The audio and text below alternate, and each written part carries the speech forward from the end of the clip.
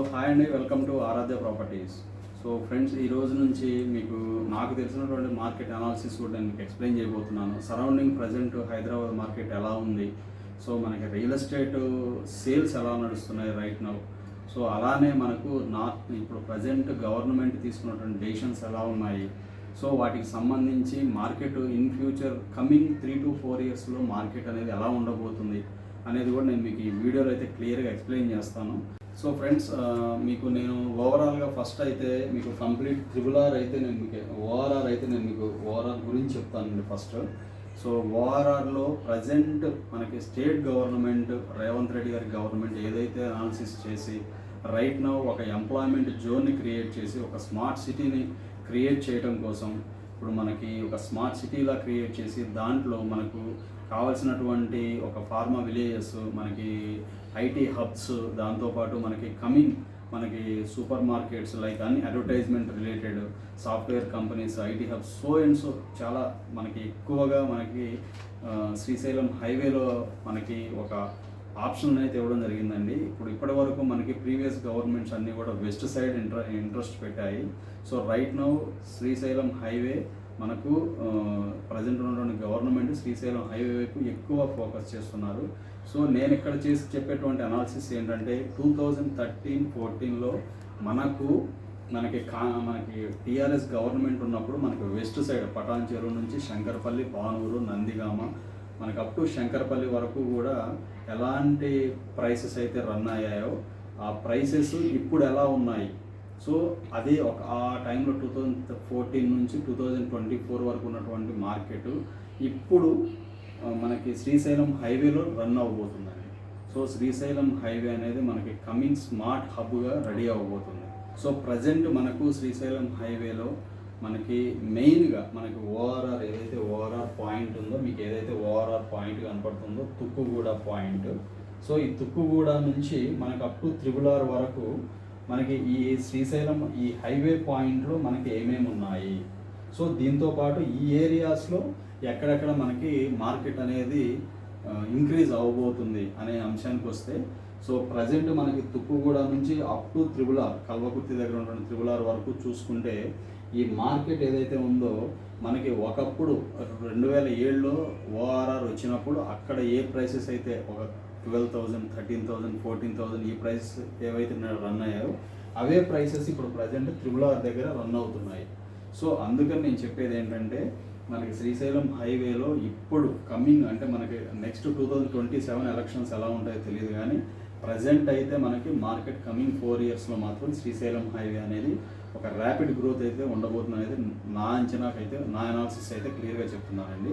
So ఇక్కడ మనకి ఇప్పుడు మెయిన్గా ముచ్చర్ల ఫార్మాసిటీ దగ్గర ఏదైతే మనకు శ్రీశైలం హైవేలో ముచ్చర్ల ఫార్మాసిటీ దగ్గర మనకు బేగరి కంచ, మనకి కుర్మిద్ద, ముచ్చర్ల, మనకి కడతాల్, సో ఈ 4 విలేజెస్ ఏవైతే ఉన్నాయో ఈ విలేజెస్ దగ్గర మనకు ఒక స్మార్ట్ సిటీని మనకి స్మార్ట్ అంటే మనకి ప్రజెంట్ రైట్లో ఉన్నటువంటి సిటీస్ ఏవైతే ఉన్నాయో ఆ సిటీస్తో పాటు 4th సిటీని అక్కడ క్రియేట్ చేయబోతున్నారండి. సో ఒకప్పుడు మనకి టీఆర్ఎస్ గవర్నమెంట్ ఉన్నప్పుడు మనకి ఏదైతే కోకాపేట, ఫైనాన్షియల్ డిస్ట్రిక్ట్, నానక్రామ్ కూడా ఇవన్నీ కూడా టీఆర్ఎస్ గవర్నమెంట్ ఎలా అయితే డెవలప్మెంట్ చేశాయో, ఎలా అయితే అటు సైడ్ మార్కెట్ని హైక్ చేశాయో, సో వాటి రిలేటెడ్ అక్కడ వచ్చినటువంటి ఐటీ కంపెనీస్, అక్కడ వచ్చినటువంటి ఇండస్ట్రియల్ జోన్స్, సో వాటి వల్ల ఆ పర్టికులర్ ఏరియాస్లో అయితే మనకి మార్కెట్ అయితే చాలా హైప్ అయింది. సో రైట్ నో ఇప్పుడు శ్రీశైలం హైవేలో అయితే మనకి ఆ మార్కెట్ అయితే రాబోతుందండి, ఆల్రెడీ స్టార్ట్ అయింది మార్కెట్. సో ఈ ఏరియాలో దీంతో పాటు కంపేర్ టు అమరావతి, ఇప్పుడు విజయవాడ మనకి ఆంధ్ర ఏదైతే ఉందో ఇక్కడ నేను చెప్పే విషయం ఏంటంటే ఇక్కడ మార్కెట్ హైదరాబాద్ మార్కెట్ ఎప్పటికీ కూడా స్లో డౌన్ అవ్వదు. హైదరాబాద్ మార్కెట్ అనేది స్లోగా వెళ్తూనే ఉంటుంది. సో కంపేర్ టు అమరావతితో కంపేర్ చేసుకుంటే అమరావతిలో ఇప్పటికిప్పుడు హైప్ అయ్యాయి రేట్స్, బట్ హైదరాబాద్లో ఒకేసారి హైప్ అవ్వలేదు. కంప్లీట్ డిపెండ్ ఆన్ హైదరాబాద్ ఇన్ఫ్రాస్ట్రక్చర్ని బట్టి మనకి హైదరాబాద్ మార్కెట్ అయితే మనకి ఇంప్రూవ్ అవుతుంది ప్రైసెస్ పరంగా. సో శ్రీశైలం హైవేలో మనకి ఇప్పుడు ఉన్నటువంటి విషయం ఏంటంటే నేను చెప్పబోయే కాన్సెప్ట్ ఏంటంటే పర్టికులర్ తుక్కుగూడ ఏరియాలో అయితే మీరు ఇన్వెస్ట్మెంట్స్ పెట్టుకోండి.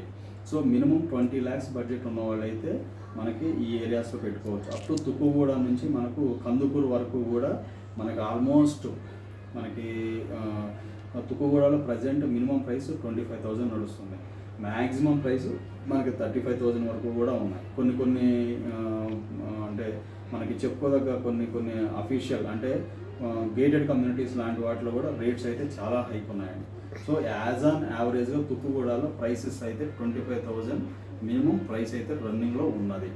సో మనకి ఏదైతే మనకి కడతాలు, నేను ముచ్చర్ల, ఫార్మాసిటీ, సో ఇవన్నీ ఏదైతే చెప్తున్నాను ఈ ఏరియాస్లో అయితే ప్రజెంట్ మార్కెట్ పర్లేదు. ఎందుకంటే 12,000, 13,000, 14,000, 15,000 ఈ రేంజ్లో అయితే మార్కెట్ ఉంది ఆ ఏరియాలో.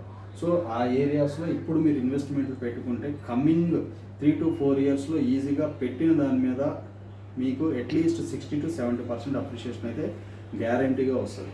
సో నేను మీకు డబల్ అవుద్ది అని చెప్పట్లేదు, but as on my analysis ప్రకారం అయితే 60 to 70% మనకి మార్కెట్ అయితే రాబోతుంది.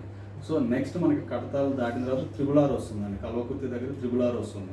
సో ఆ త్రిబులార్ మార్కెట్ కూడా ఒక రేంజ్లో అయితే రాబోతుంది. ఎందుకంటే ఇప్పుడు రేవంత్ రెడ్డి గారు ఏదైతే అనౌన్స్మెంట్స్ ఇచ్చాడో, సో స్కిల్ డెవలప్మెంట్ యూనివర్సిటీ కానీ లేకపోతే బేగర్ కంచె, ఇంకొకటి ఏంటంటే మీకు విషయం చెప్పాల్సింది, అక్కడ మనకి బేగర్ కంచె నుంచి అప్ టు మనకి 100 feet రోడ్స్, 100 feet రోడ్ ఏదైతే ఉందో 200 feet రోడ్డు మనకు బేగర్ కంచె నుంచి మనకి అప్ టు మనకి ఏదైతే మనకి కొంగరకలాన్ డిస్ట్రిక్ట్ కలెక్టరేట్ ఉందో ఆ యొక్క డిస్ట్రిక్ట్ కలెక్టరేట్ దగ్గర వరకు ఉన్నటువంటి 120 feet రోడ్డుకి ఈ బేగర్ ఫార్మాసిటీ నుంచి టువర్డ్స్ బేగర్ కంచె మీదుగా మనకి రాచలూరు, లేమూరు మీదుగా డైరెక్ట్గా మనకి ఆ రోడ్ యాక్సెస్ అయితే ఇవ్వబోతున్నారండి.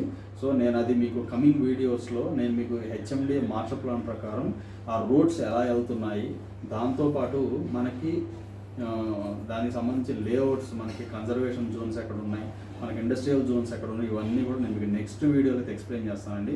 జస్ట్ నేను ఏంటంటే లైట్గా అనాలిసిస్ అనేది నేను చెప్పడం జరిగింది. సో కంప్లీట్ అనాలిసిస్ అనేది నేను మీకు నెక్స్ట్ వీడియోస్లో అయితే ఎక్స్ప్లెయిన్ చేస్తాను. Thank you very much.